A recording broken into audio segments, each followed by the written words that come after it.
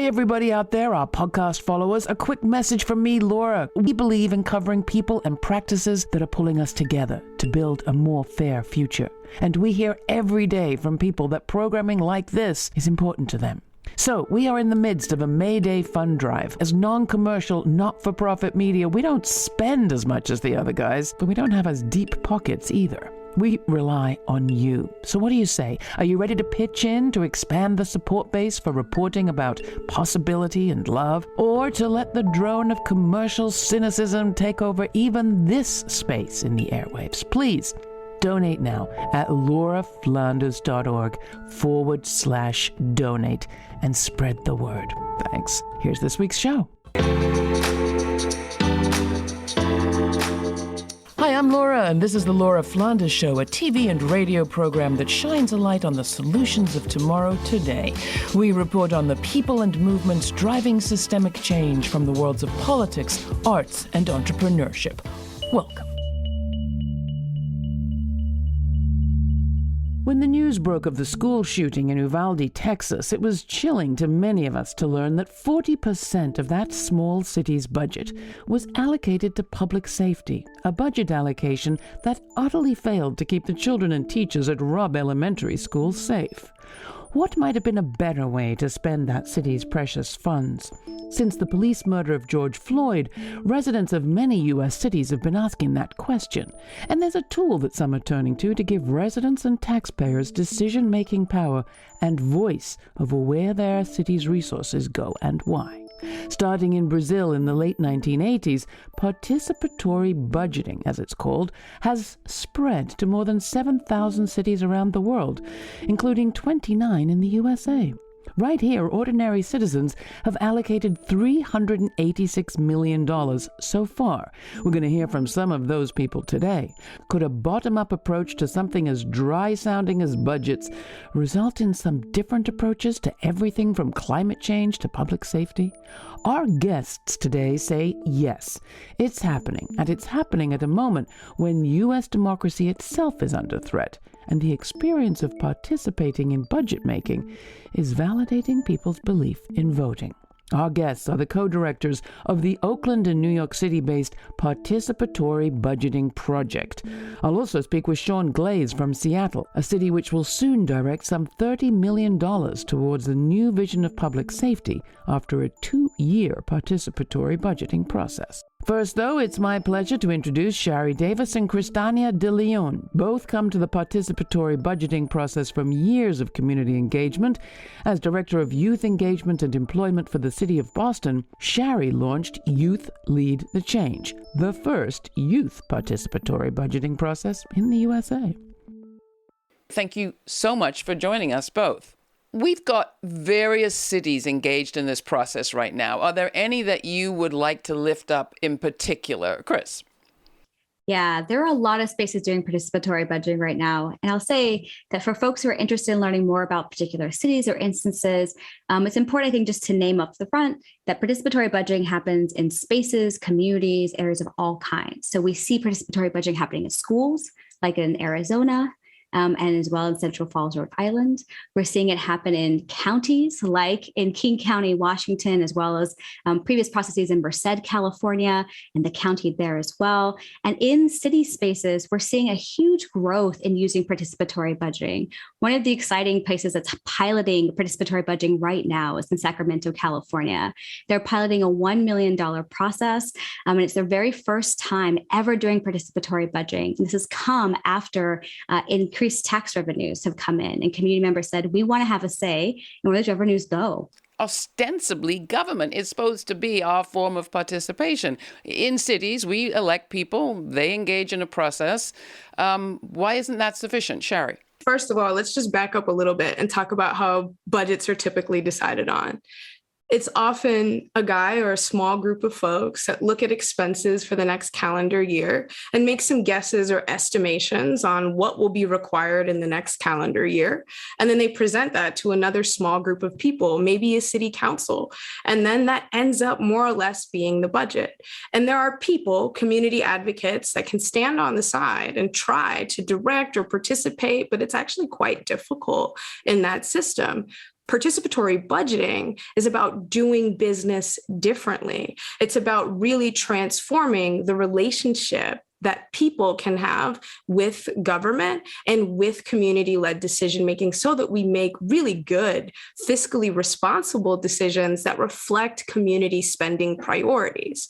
This is a process of deep participation and engagement that works over a series of a couple of what we call phases of participatory budgeting. So a lot of places around the country are going through or just finishing up going through their budgeting process as we're speaking. If we were watching participatory budgeting in perhaps its second and third phases, Chris, what would we see around the country right now? Could you describe it for us? Absolutely. And one thing I'll acknowledge is that the actual mechanisms, the tactics can look very different in every community because every process is a little bit different and every space will organize differently. But what you'll see is instead of maybe some predetermined ideas about what community wants to do, really active outreach. You'll see people canvassing neighborhoods and putting door hangers to say, if you have ideas, share them with us. Do it digitally, send in this ballot or let's this form and let us know how that could look. You'll see people hosting events and assemblies in their local libraries or at their local schools.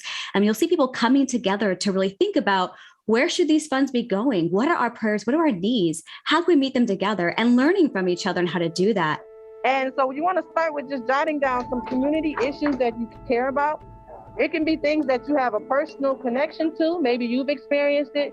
Maybe your family member has been affected by it. And you'll also see folks undertaking a lot of collaborative research, a lot of ways to say, we have an idea. How do we actually make it deeply feasible? How do we connect it to our community needs? And how do we make sure it has equitable impact? And so you'll see a lot of collaboration of folks saying, I think there's a nonprofit that does this. Let's connect with them and see what they know. Or folks saying, I don't see a lot of youth voices and really informing what the impacts of this will be. Let's make sure we actually reach out and get that. And then working with agencies or departments to say, all right, are our cost estimates correct? Can we sustain this? Where will this go? What would it look like? And then really working together to then mobilize.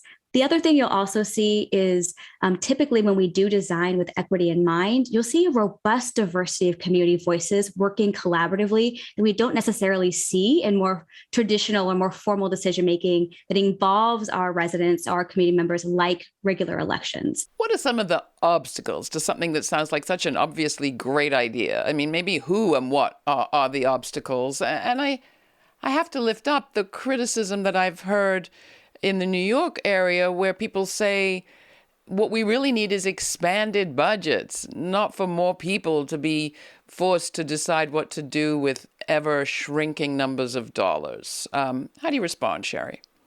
Well, I think first, there's a different way to think about this. What we're talking about is doing business differently and making decisions together, even with finite resources, because that's how we make good decisions together. It's not about forcing people to do a thing. It's about opening a door so that we can reimagine what's possible together. And there are challenges with doing things differently, with changing the ways in which we do business. Participatory budgeting, to be successful and equitable in the ways that Kristania is describing, requires us to invest time, energy, and dedicated outreach. It requires us to design with, and that doesn't happen overnight because we have to build relationships of trust so that folks can participate in government in a different way, in a way that allows them to really take a role in shaping what the outcome is. I gather there are some good stories coming out of Cleveland. Cleveland is a city that has one of the higher poverty rates for a city of their size in the United States. They have over 30% of their population living below the poverty line. So when they found out that they were getting American Rescue Plan Act funds allocated to their municipal government, they said, wait a minute, this is a huge influx of relatively flexible spending. Where's it going to go? And who gets to have a say? And so Cleveland community members have been working together through COVID. They've hosted home sessions, so allowing community members to come into each other's homes safely and learn in small groups about what this is and what it could mean, building hundreds of advocates for this practice as they learned more about it together.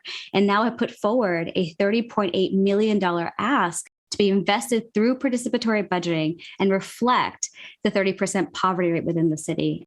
and are mobilizing actively to think about what could this yield to reduce poverty in our community and to really build connections through doing a practice like participatory budgeting. Now we go to Shaun Glaze of Seattle, the research director of the Black Brilliance Research Project and the founder of Inclusive Data. Tell me how you got involved with the Participatory Budgeting Project and the process right there in Seattle. So for me, I came in summer of 2020 during all of the uprisings, during the pandemic, during the economic recession, all of those times coming together. A team of us, community members, passionate about creating justice right now, came together and wrote a document that ended up being put in front of council, city council, to say, hey, we have a way forward here. At the time, the city of Seattle said, hey, we want to divest in systems that harm Black communities, and we want to reinvest that money, but we don't know how. And so we put forth a document. It made the case for what it looks like to divest in police and reinvest in community. And one of the things that we put forth from jump was that there should be community-led research that led to participatory budgeting. It took massive mobilization of thousands of people in the street protesting every single day in order to create the momentum needed for the city council to say, well, we have no other choice but to do this. And our city council then came together and said, let's actually make this happen. So it isn't something that just kind of happened overnight. It really took community action, mobilizing, built off of decades of organizing and thought around a way forward in order to get us to this point. How many dollars did the participatory budgeting process actually get to allocate? And what did the process decide to allocate that money to? Seattle's participatory budgeting process will be a little under $30 million that'll go through this process. It's one of the largest allocations in the United States, and we're really proud of that, especially because it's based on Black priorities and following Black leadership.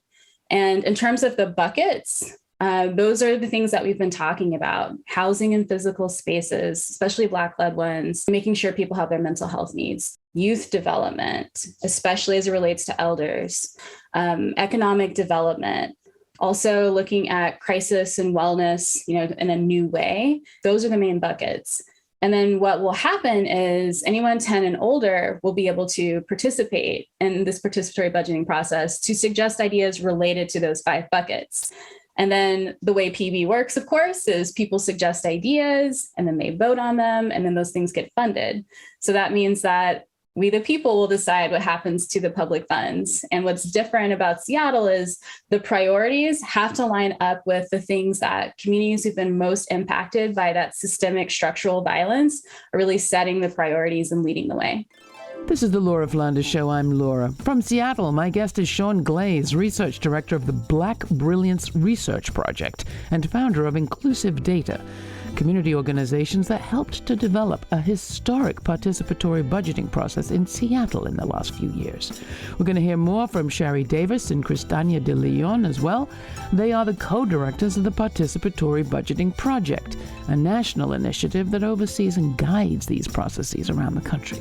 I've talked with Josh Lerner, the founder of the Participatory Budgeting Project, before on this program when the effort was just kicking off in New York City. You can watch this episode and all our recent shows on our YouTube channel and on over 300 public television stations around the country, and find our archives at lauraflanders.org. And while you're there, how about signing up for our weekly newsletter so we can keep in touch with you and alert you to streaming special events and web extras.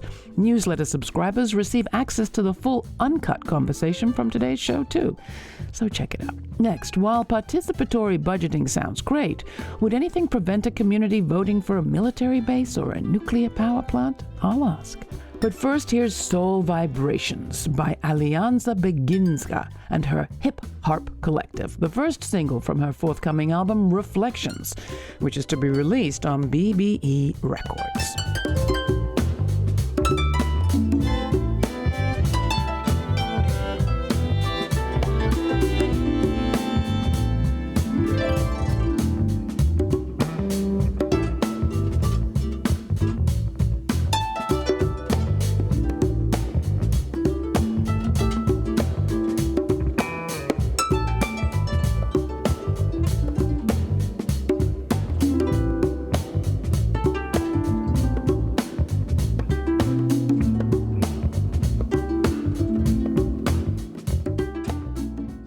what is there in the participatory budgeting process that would stop a vocal group of intentioned residents from passing a resolution or getting into one of those buckets, the embrace of a military base or a nuclear plant or a sewage plant or something that, on the outside you might think that's, not a good way for the city to go, but it might feel like a way to bring in jobs or whatever to those involved?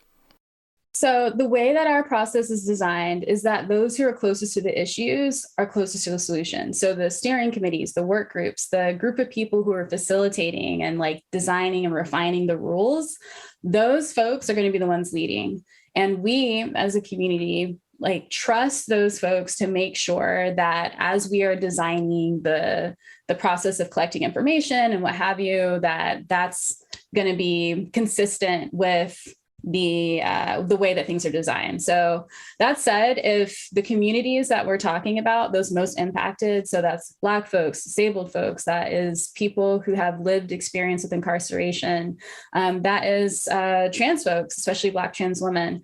If these communities decide, that is the most important thing, and that those are the ideas that need to move forward, then those are the ideas that will move forward. So we'll see what people say. It's one of those things that from our experience, when you ask people who are most impacted, they've spent every single day thinking about how to really move forward. And so creating a mechanism where they get to apply their leadership and be able to bring us into the world that we want to see is really exciting. Coming back to you after this, Chris and Shari, talk a little bit about your own journey to participatory budgeting. I mean, you, Shari, were involved in government, young as you are, for years before you got involved in this. Why the shift, and what was it in your background that drew you to the Participatory Budgeting Project? Yeah, Laura, I am a recovering government employee, and I say that with a shout out to the folks that do work in government, because it's a hard role to be in. And one of the things that I learned in working in government in the city of Boston was how important it was for community members to directly decide, and not just any community members that are most impacted by decisions that affect them. And so in my role in the city of Boston, I was overseeing youth engagement, youth initiatives, the summer and school year workforce development program for young people. And when I was introduced to participatory budgeting, it was actually by Mayor Menino at the time, who said, Shari, I heard about this thing. I want to do this thing. It's called PB. And I Googled it and had to find out what it was. And when I met the Participatory Budgeting Project, it was first as a client. They taught me in the city of Boston how to run this sort of process. And in all of my experience managing civic engagement with youth, I had never seen young people make direct decisions about $1 million in the city's budget. And it was so powerful to me that I was like, this is something that we can bring not only to the city of Boston, but across the country in a very, very big way that has direct results. And so that was the big shift for me as a person that worked in government and served as a community organizer. And you, Chris? I think I come from more of that outside game strategy, and actually was coming from a background in public health and community organizing, and experiencing a space where we were working to build coalitions to change our legislative policies to center community needs more effectively. But what I recognize for me, and particularly as a young woman of color, is that the people in the room still designing the legislation, still figuring out how to word it and get buy-in and move it through the process, were never as diverse as the communities we were hoping to center. We were always speaking on their behalf or engaging them once something was introduced. So you can probably imagine why there's a natural connection then for me when I discovered participatory budgeting. I was like, there's something here that's really interesting. And I actually became familiar with the Participatory Budgeting Project after seeing Shari present at an event. And I was so excited to say, I was like, this is something that actually is filling this hole that I was feeling. Do you have a favorite project that's been funded this way, or a favorite initiative that got support? Some of my favorite projects include things that come from young people. And young people are not bringing forward ideas like, I don't know, we need taco trucks everywhere. But if they did, I think that would maybe be great. Instead, what we're seeing is that young people are saying things like, we need increased Wi-Fi access. So I'm thinking back to instances in Boston where it's because of young people that these access points for broadband internet were kind of installed in areas in the city where there was limited access, in areas of the city where there is a low-income population, in areas of the city that are traditionally and historically under-resourced. And I just thought that was a beautiful example of how to transform how folks can communicate with each other and get resources. And it was a really simple solution. The Participatory Budgeting Project also has a fellowship program for young leaders. One of the beautiful things that we have is a People's Fellowship that's led by young people that are providing really coaching and consulting to local agencies on how to better run participatory budgeting processes and deeply engage community members in making direct decisions. Shari, we're going to see one of the fellows explaining why the project was important for them. We've seen young people as young as 11 years old, non-citizens, and people from all walks of life vote in PB. What you might not know is that I've been shaping the city's budget with other young people across New York City for about 3 years now. I've seen young people begin to shape what COVID recovery should look like in New York City. And this is what's been possible by listening to our young people and local groups. In East Flatbush, we got a leadership development program for young musicians seeking career opportunities. Now, young people in East Flatbush will gain hands-on musical experience. And this year as well, 19 barbershops and 17 hair salons in Coney Island will get educational materials about mental health to reduce stigma about mental health and let New Yorkers know that we're here for them if they need it. It is clear that PB is a reflection of what we want and, quite frankly, what we need at this time to rise together and shape New York City into the city we want it to be. Well, that was one of the People's Fellows with the Participatory Budgeting Project.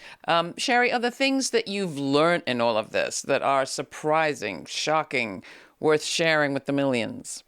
Well, one of the things that's coming up for me is actually some of the work that's happening in Sacramento right now. And what I would say it's less about being surprised and shocked, but it's more about understanding that practice requires a discipline of hope, right? A discipline of commitment, a discipline to practice, a discipline to have conversation that allows us to make policy change and deeply engage with folks. In Sacramento, what's been really exciting to see is that we initially were talking about participatory budgeting. Community members really wanted it, but we did get pushback. We got folks kind of wondering, what does this really mean?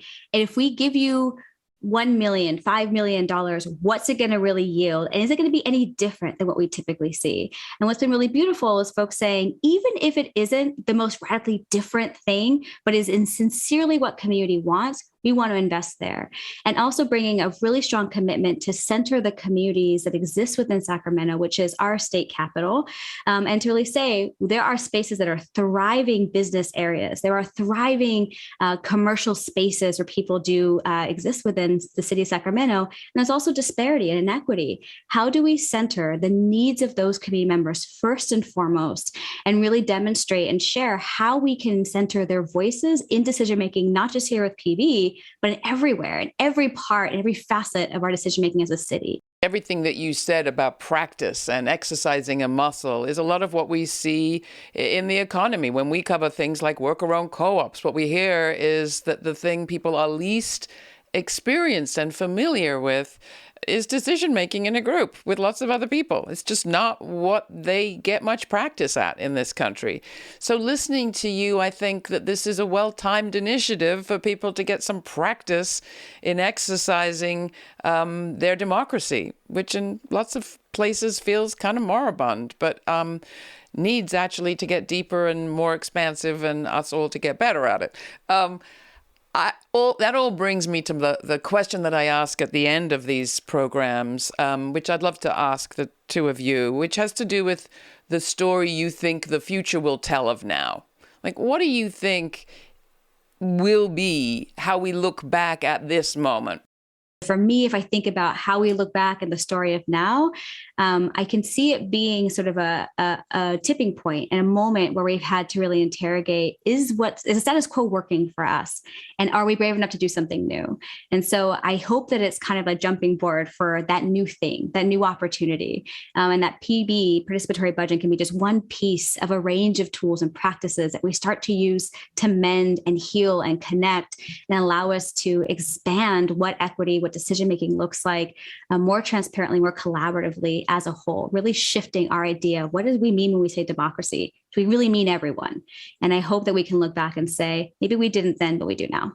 I hope that when we look back on this time, that we're able to say, that was a moment when we changed. I hope that my family is able to say, that was a moment when I changed. That was a moment when we changed together. I hope that this is a moment that we look back on and reflect on how much more we can change. Because I also want to name that as we imagine the future, I hope that what's in it is that regular practice of us being able to change in ways that center people most impacted by decisions. Kristania de Leon and Shari Davis, thank you both. It's great talking to you, and good luck with the project. I hope it catches fire.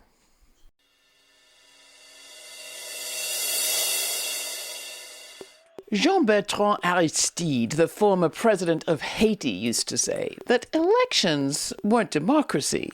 They took the temperature of the democracy. The democracy was what happened in between elections. I've been thinking about that while we think about the crisis of democracy in this country. A lot of people talk about the crisis that it is facing. But I think we most often associate democracy with a person or people, presidential candidates more often than not, a few individuals. And we see a whole lot of dysfunction in Congress when it comes to the relationship between what people vote for and what they actually get. But what if we looked at not the person, but the process? The story of participatory budgeting suggests that the process is alive and well, and people want more of it where they live. And the process may not be expanding the budgets of cities around this country, but it's expanding people's experience of democracy. And that, it seems to me, is a good thing right now. For more information on this week's guests, along with a suggested reading list and links to related episodes to explore, check out our episode reading and research post at patreon.com/The LF Show. Included right there is an invitation to watch the premiere of each week's show on YouTube and chat with us live in real time. That's Sundays at 11:30 a.m. Eastern. All the details are at patreon.com/The LF Show. And for our Patreon partners, you'll get early access to audio extras, including the entire uncut conversation from this and every episode, and all my commentaries and more. We are listener-supported media, so our Patreon partners are especially dear to us. They commit to contributing whatever they feel like per month to keep a regular flow of support coming in. Become a Patreon partner at patreon.com/The LF Show, or make a one-time donation at lauraflanders.org/donate. And if you've yet to subscribe to the podcast, search The Laura Flanders Show on your favorite podcast app and rate us if you're so inclined. Thanks very much. It helps to spread the word. Thanks for listening. This show's produced by yours truly, Laura Flanders, with Jeannie Hopper, Nat Needham, David Newman, Rory O'Connor, Sabrina Artel, and Jeanette Hernandez. Major funding for this program is provided by the Novo, Park, Ellen Poss Family, Hisuku Wilson Foundations, the Schumann Media Center, Rising Fund at Tides, Kim Connor and Nick Groombridge, Jane Fonda, and listeners like you. Thanks for listening. Thanks for contributing. Thanks for your ideas. Stay kind. Stay curious. Until the next time, I'm Laura.